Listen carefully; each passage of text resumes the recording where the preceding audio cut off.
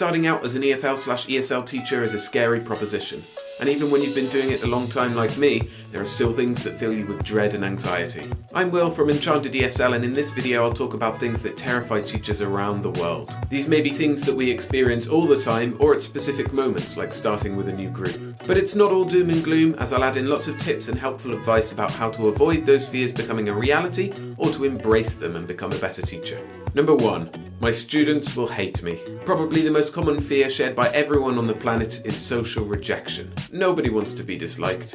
And if you're going to spend a lot of time with your students, you want that relationship to be positive. If students don't like you or even hate you, they'll refuse to do what you say and you'll be in a constant battle with them. And this fear is particularly strong with a new class, as you don't know them and they don't know you. Fortunately, this fear is mostly irrational.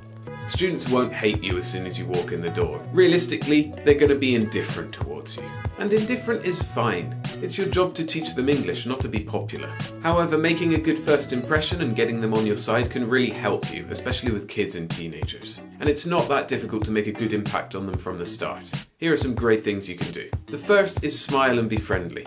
I've been told several times not to smile before Christmas. Absolute rubbish. It's supposed to be something about discipline, but not only is it impractical, it's counterproductive. Your students just won't warm to you at all. Instead, be friendly, caring, and kind. The second thing is to set clear boundaries and be consistent.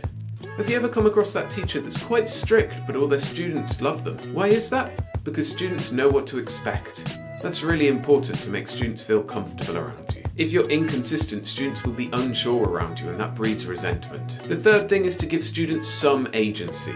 Let them have a bit of say in what they do in the classes and how they do it. This makes them feel empowered and respected, not treated like a little kid. But don't be a pushover. If you let students do whatever they want, they'll lose respect for you and they won't be learning any English. The fourth thing is to create rapport. Find some common interests or connections with them. Not only does this create a healthy relationship, but it allows you to design lessons around those interests and students will be more engaged, and they'll appreciate that. The second big fear, my students won't understand me. This is a big one, especially when you're teaching kids and beginners. If they don't speak your language and you don't speak theirs, how will you communicate? Organising schedules, setting expectations, giving classroom commands, all of that breaks down if they don't understand what you're saying, right? It's certainly a fear I've had, and I think most teachers around the world have had it too. It's rooted in the expectation that communication is quick and easy, like it would be with our English-speaking friends. That in just a few short words or a quick sentence we can convey everything we mean. The thing is, those are really high expectations, and we can't apply them to our classroom. Instead of getting frustrated when we can't get a message across, we have to take a more patient perspective. If you accept that it'll take a few attempts and quite a lot of time to get your message across, then the fear goes away. You'll get there in the end. Of course, you should use simple language and speak slowly. But this might not be enough just with words. You might need something else. For example, using gestures and expressions. Physically acting something out is a great way to communicate your ideas. You can also use pictures, drawings, and other visual information. Think about tone and inflection. The way you say something can convey meaning too. Take things one step at a time. Sometimes you need to break what you're saying down into little chunks, even words, and then piece them together. And if you're giving instructions, instead of saying them all at once, give numbered steps and do one at a time. And most of all, try multiple different methods. Gestures might work for one student, pictures might work best for another. Make sure you've got a variety of different ones. And just remember, you might not get your message across anyway, even with all those strategies. Sometimes that fear comes in and you just think it's impossible to get through. Be patient. Instead of making it a problem, make it a learning experience. What's your biggest fear as an English teacher? Let me know in the comments. And while you're at it, hit the like button to support the channel. Thanks. The third big fear is my students won't speak. Speaking is a performance. In many ways, it's like learning a musical instrument. In the beginning, it's hard to put those notes together. Mistakes are inevitable, and doing it in front of others is intimidating. So as a teacher, it's a big worry. What if your students are too inhibited by the social environment to speak at all? Or even to express themselves in a one-on-one class with you? If they don't speak, they won't improve. It's natural to be concerned by this because students who don't speak are really hard to teach. The extent of this problem depends on the students in question. Some are very shy, while others are super confident and don't mind making a fool of themselves. The group I've found that struggle the most are actually adults. Teenagers too can have problems, but if they're with a group of their friends, they're a lot more open and willing to chat.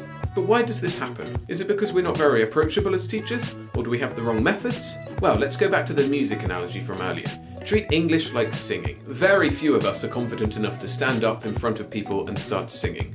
or even just in front of one person. Those who don't mind singing in public are either very good at it, or they're so bad that they just don't care. And it's actually this latter attitude of not really caring if they sound bad that we want to harness. These people develop fluency a lot faster.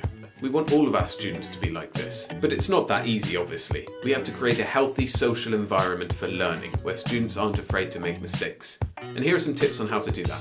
Try not to overcorrect, never laugh at mistakes, never criticise or punish mistakes, get the other students to do the same, and instead of mocking others for making mistakes, encourage them. Celebrate successes, but also celebrate risk-taking, where students go outside their comfort zone, even if they do mess up. And depending on the nature of the group, avoid forcing them to do any high-pressure speaking situations, like standing up in front of the whole class and giving a presentation. The fourth big fear: my students won't participate. Picture the enthusiastic teacher bounding into class with a new set of fresh activities and amazing gains, ready to give a cracking lesson. They're greeted by 30 disinterested teenagers who are slumped over the table with no intention of doing what the teacher prepared. It's mortifying, one of the most anxiety-inducing prospects for any teacher. Sometimes a bad reaction will be better than this utter indifference. This kind of lack of participation is common. Kids at school rarely want to be in class, and those having private lessons might be there because their parents force them to. And even if you got your students to like you, as we covered earlier, they might just find the work boring. I've been through this before.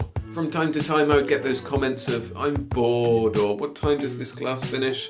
And it would make me feel bad. It's an indication that students aren't engaging fully, and when they're not engaging, they're not learning as much as they could. Now, a few caveats before we get into the helpful tips. You are a teacher, not an entertainer. Sometimes the best way to learn something is a little bit boring. Don't avoid those things just because you think your students won't be entertained. They're just as important, and it will be worth it in the end. Ideally though, you want your students to learn a lot and have a good time. Now, creating engaging and exciting lessons is a topic for a whole series of videos, but I'll cover the very basics here. First, make learning active, not passive. This could be physically active, or in the sense of students exploring and discovering things themselves. Sitting and listening to you talking at length is passive and tedious. Second, teach useful and relevant things. Adults preparing for a high-level exam might want to study the third conditional, but teenagers might not see the benefit compared to something like talking to somebody in a clothes shop.